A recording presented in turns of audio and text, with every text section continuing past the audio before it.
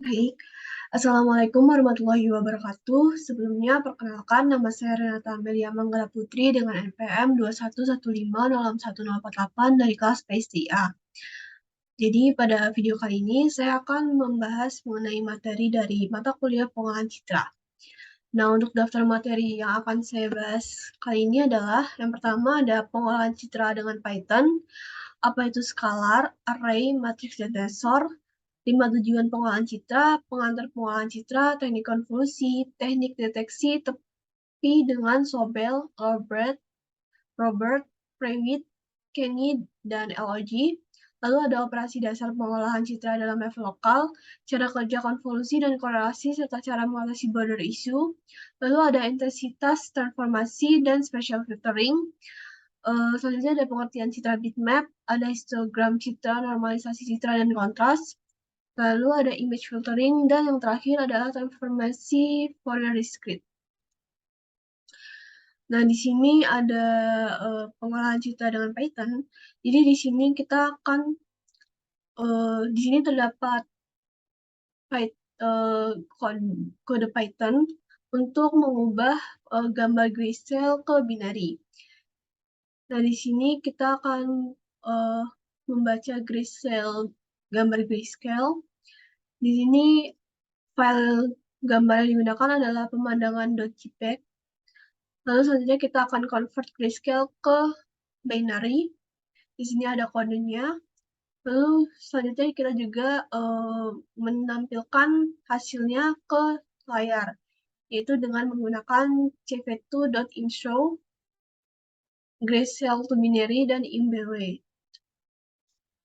Nah, ini adalah hasil dari kode tadi yang sudah di-run. Jika kodenya di-run, maka hasilnya akan seperti ini. Jadi di sini adalah gambar originalnya, yaitu dalam bentuk grayscale. Dan di sini adalah hasilnya yang telah diolah tadi sebagai gambar binary. Nah, selanjutnya apa itu scalar, array, matriks, dan tensor. Jadi, scalar ini merupakan nilai atau besaran berupa bilangan tunggal dan merupakan contoh tensor order 0.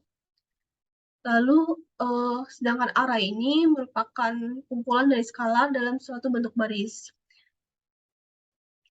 Untuk matriks sendiri merupakan kumpulan array yang membentuk baris dan kolom, dan tensor merupakan kumpulan dari beberapa matriks. Nah, selanjutnya ada 5 tujuan pengolahan citra. Jadi, pengolahan citra ini memiliki tujuan antara lain image enhancement, yang berarti memperbaiki atau meningkatkan kualitas tampilan citra. Lalu ada image conversion, yang artinya mereduksi atau mengurangi ukuran file citra, namun tetap mempertahankan citra. Ada image restoration, yang artinya pengolahan citra ini dapat memulihkan atau memperbaiki citra ke kondisi semula. Lalu ada feature extraction, yang artinya kita dapat mengekstraksi ciri atau fitur tertentu dari citra untuk dianalisis. Lalu ada image reconstruction, yang berarti kita dapat membentuk ulang objek dari beberapa citra. Selanjutnya ada pengantar dari materi pengolahan citra. Jadi citra atau image ini merupakan gambar pada bidang dwimatra atau dua dimensi. Citra adalah suatu representasi atau gambaran, kemiripan atau imitasi dari sebuah objek. Citra sebagai keluaran suatu sistem perekaman data dapat bersifat optik berupa foto dan bersifat analog berupa sinyal-sinyal video seperti gambar pada monitor televisi atau bersifat digital yang dapat langsung disimpan pada suatu media penyimpanan.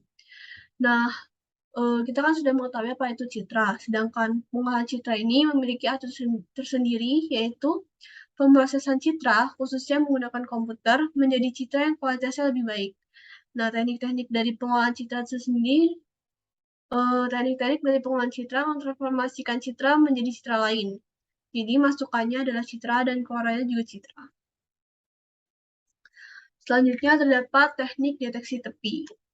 Teknik deteksi tepi ini dibagi menjadi 5, yaitu metode Sobel, yang merupakan salah satu pengembangan metode Robert dengan menggunakan high pass filter atau HPF yang diberi satu angka 0 sebagai penyangga.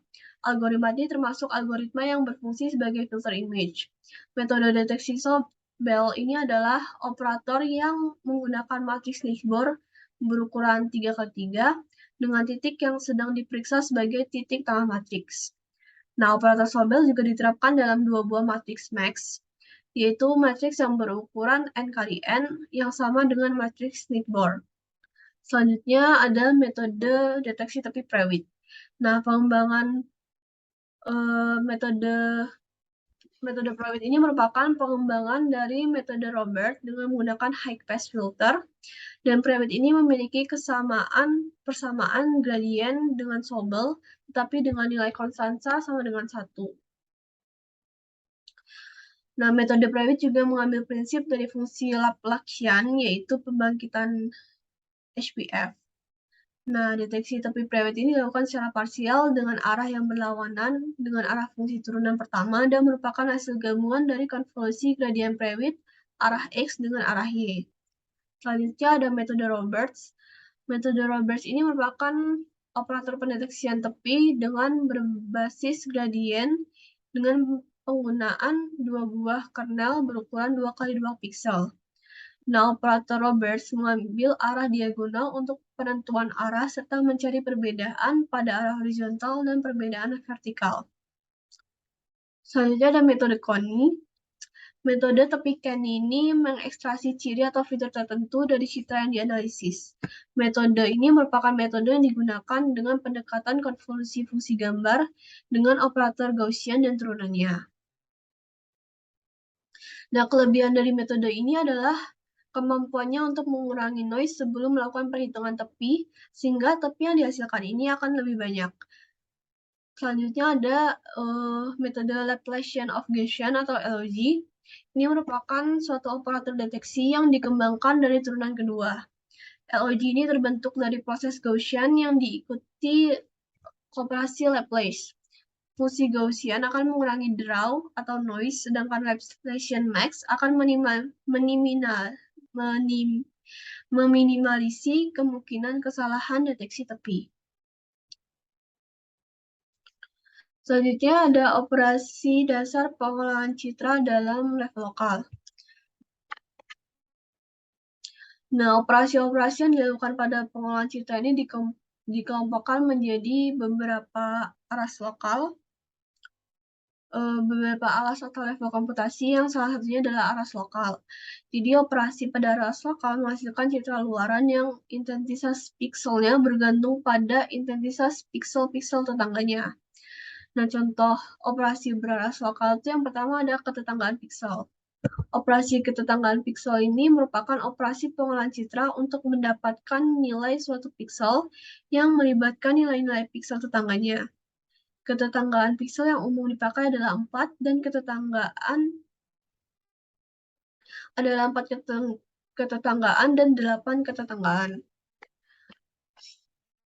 Selanjutnya ada filter rata. Filter rata ini akan mengaburkan citra. Jadi semakin besar ukuran filter, maka citra cenderung makin kabur. Dengan menggunakan filter berukuran besar, maka dapat terlihat jelas pengaruh padding pada nilai 0 di sekeliling tepi atau batas citra. Filter rata ini penting dalam permasalahan-permasalahan di mana aspek citra yang menjadi perhatian adalah bukan detail citra. Misalnya, pengamat hanya tertarik pada beberapa jumlah objek yang ada pada citra atau hanya tertarik pada luas daerah gelap dan daerah terang pada citra. Selanjutnya ada konvolusi. Di sini konvolusi merupakan teknik untuk menghaluskan suatu citra atau memperjelas citra dengan menggandingkan nilai piksel dengan sejumlah nilai piksel yang sesuai atau berdekatan dengan piksel aslinya. Dengan adanya konvolusi, ukuran dari citra tetap sama dan tidak berubah. Selanjutnya ada high pass filter. High pass filter atau penapis lolos tinggi ini merupakan penapis yang akan meloloskan sekaligus memperkuat komponen yang berfrekuensi tinggi, misalnya tepi atau pinggiran objek, dan akan menurunkan komponen berfrekuensi rendah. Akibatnya, pinggiran objek akan terlihat lebih tajam dibandingkan sekitarnya. Nah, di sini ada contoh gambarnya. Di sini dengan high pass filter, gambar yang semulanya lebih halus atau sedikit buram ini akan lebih terlihat tajam karena high pass filter. ini telah digunakan. Selanjutnya ada low pass filter. Nah, low pass filter ini merupakan kebalikan dari high pass filter. Tadi kan high pass filter kita menajamkan sebuah foto, sedangkan low pass filter itu kita akan membuat foto ini lebih lembut atau lebih smooth, seperti yang terlihat pada gambar. Nah, jadi low pass filter ini merupakan penapis yang menekankan komponen berfrekuensi tinggi dan meloloskan komponen yang berfrekuensi rendah.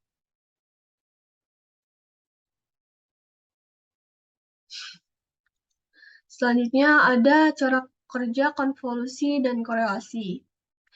Nah, selanjutnya di sini kita akan membahas topik mengenai spatial filtering. Nah, pada si spatial filtering ini ada dua tekniknya, yaitu namanya konvolusi dan korelasi. Untuk proses korelasi di sini kita akan menggunakan window. Di sini kita misalkan window-nya itu adalah 3x3. Nah, di sini ini window-nya dengan indeks 11, 12, 13, 21, 22, 23, 31, 32, dan 33. Kemudian di sini ada image inputnya. Nah, cara kerja korelasi sendiri yaitu kita akan meletakkan Windows ini ke image.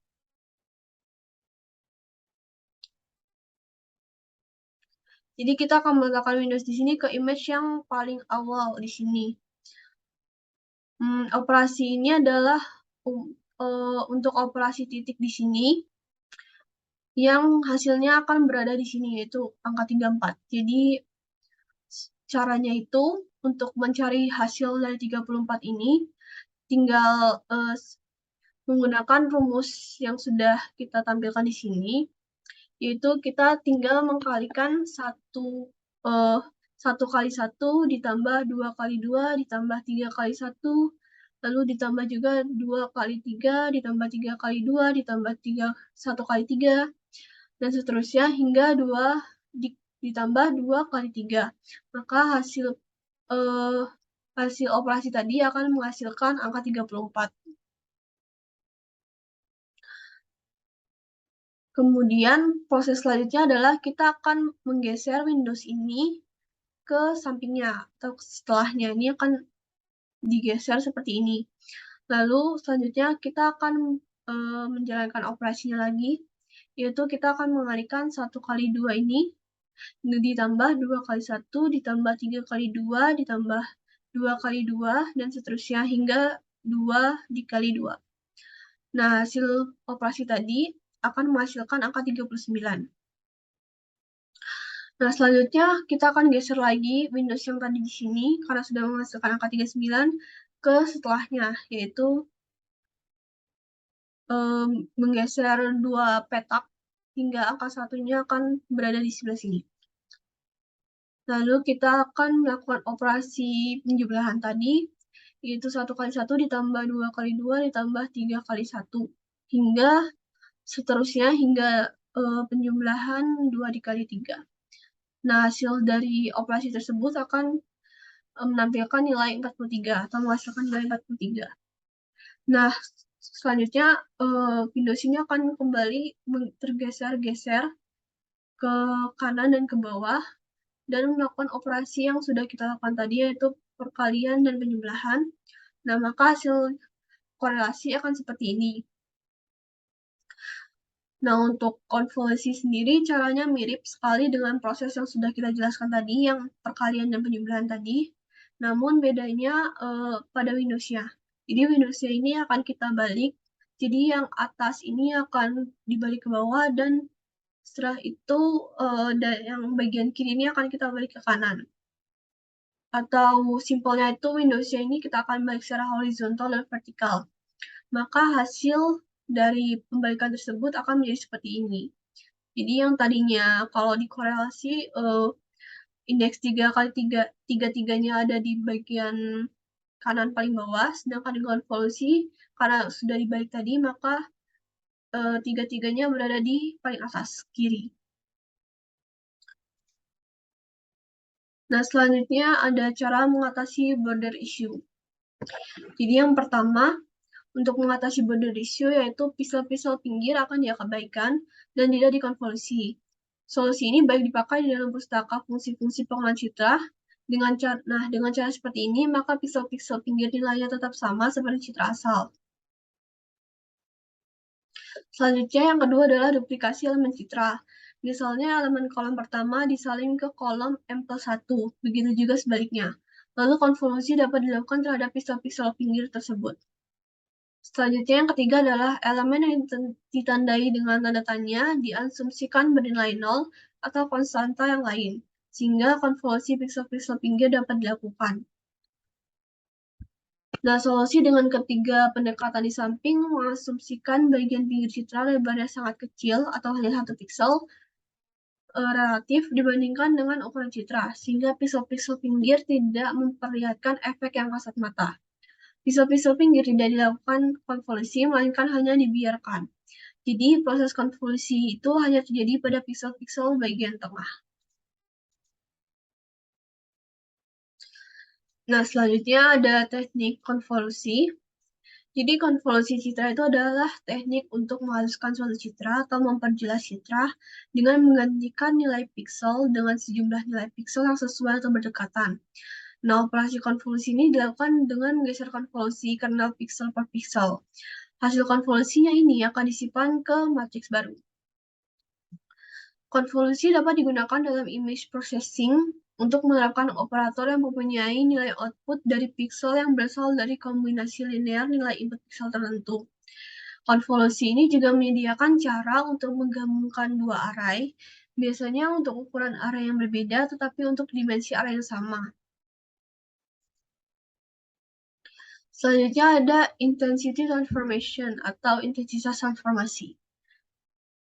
Jadi transformasi intensitas citra ini dilakukan untuk proses perbaikan citra. Seperti yang pertama ada grayscale, yaitu pengubahan citra warna RGB dengan cara menghitung nilai rata-ratanya dari warna RGB tersebut. Selanjutnya ada brightness atau kecerahan.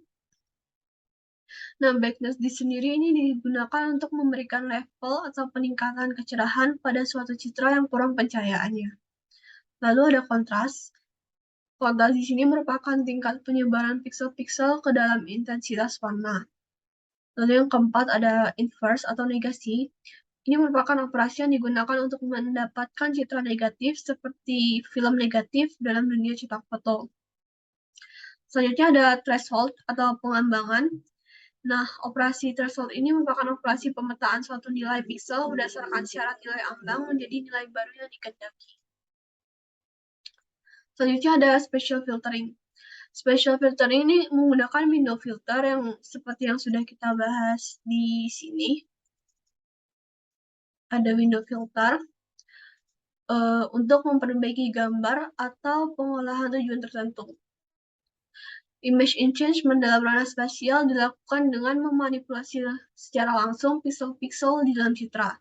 Nah, jenis-jenis dari special filtering sendiri ini terdiri dari image brightening atau mencerahkan sebuah gambar. Lalu ada image negative, edge sharpening atau ini adalah penajaman tepi. Lalu image smoothing atau pelembutan gambar. Lalu ada contrast stretching, ada pseudo coloring, ada pengubahan histogram citra dan pengubahan geometrik. Nah, selanjutnya ada citra bitmap. Citra bitmap adalah gambar yang sangat baik untuk merepresentasikan gambar yang sangat kompleks dan detail. Ukuran filenya tergantung dari ukuran gambar dan resolusinya. Bitmap adalah representasi dari citra grafis yang terdiri dari susunan raster atau pixel atau dot atau titik koordinat yang tersimpan di memori komputer. Nah, kerapatan titik atau pixel tadi dinamakan resolusi. Apabila semakin rapat, maka semakin halus tampilan suatu citra, namun ukurannya semakin besar. Sehingga ketajaman warna dan detail gambar suatu bitmap citra tergantung pada resolusinya. Selanjutnya ada histogram citra, normalisasi citra, dan kontras. Nah, apa itu histogram citra? Histogram citra ini merupakan diagram yang menggambarkan distribusi frekuensi nilai intensitas pixel dalam suatu citra. Histogram juga dapat menunjukkan banyak hal tentang kecerahan atau brightness dan kontras dari sebuah gambar. Selanjutnya ada normalisasi citra yang merupakan bentuk yang sering dibutuhkan dalam histogram yang dinormalisasi dengan jumlah 10 piksel. Jadi normalisasi citra ini seringkali dibutuhkan histogram yang dinormalisasi dengan jumlah 10 piksel. Dari sebuah histogram yang telah dinormalisasi dapat diketahui frekuensi kemunculan nisbi dari nilai-nilai intensitas dalam citra tersebut. Selanjutnya ada kontras. Kontras ini merupakan perbedaan luminance atau warna yang membuat suatu objek dapat dibedakan. Dalam persepsi visual dunia nyata, kontras ditentukan oleh perbedaan warna dan kecerahan objek dan objek lain dalam bidang pandang yang sama. Kontras menyatakan sebaran terang atau lightness dan gelap atau darkness di dalam sebuah citra. Selanjutnya ada image filtering. Image filtering ini merupakan pemfilteran citra sebagai salah satu operasi pengolahan citra yang digunakan untuk menekan frekuensi tinggi pada citra, seperti memperhalus citra, atau menekan frekuensi rendah seperti memperjelas atau mendeteksi tepi pada citra. Nah, tujuan utama adanya proses pemfilteran citra adalah membuat citra menjadi tampak lebih baik atau tampak lebih jelas untuk dianalisis. Oleh karenanya, pemfilteran citra ini juga disebut penyaringan citra. Pemfilteran citra ini memodifikasi piksel citra berdasarkan transformasi pada piksel-piksel tetangganya. Selanjutnya ada transformasi Fourier discrete, yang merupakan operasi transformasi yang mengubah domain suatu sinyal periodik dari domain waktu menjadi domain frekuensi. Nah, transformasi Fourier ini pada umumnya digunakan pada bidang pengolahan sinyal digital maupun bidang pengolahan citra digital. Transformasi Fourier discrete atau disebut juga dengan discrete Fourier transformation adalah model transformasi Fourier yang dikenakan pada fungsi discrete. Nah, DFT ini didefinisikan dengan rumus fungsi U sama dengan fungsi fx dikali E-inux dibagi M. Nah, kelebihan transformasi ini sendiri yaitu dapat mempermudah analisis terhadap suatu sinyal yang berada dalam suatu sistem. Sedangkan kekurangannya itu transformasi Fourier ini hanya dapat menangkap informasi apakah suatu sinyal memiliki frekuensi tertentu atau tidak, tetapi tidak dapat menangkap di mana frekuensi itu sedang terjadi. Nah, itu saja materi yang dapat saya sampaikan. Apabila ada kesalahan, saya mohon maaf. Terima kasih. Saya akhiri. Wassalamualaikum warahmatullahi wabarakatuh.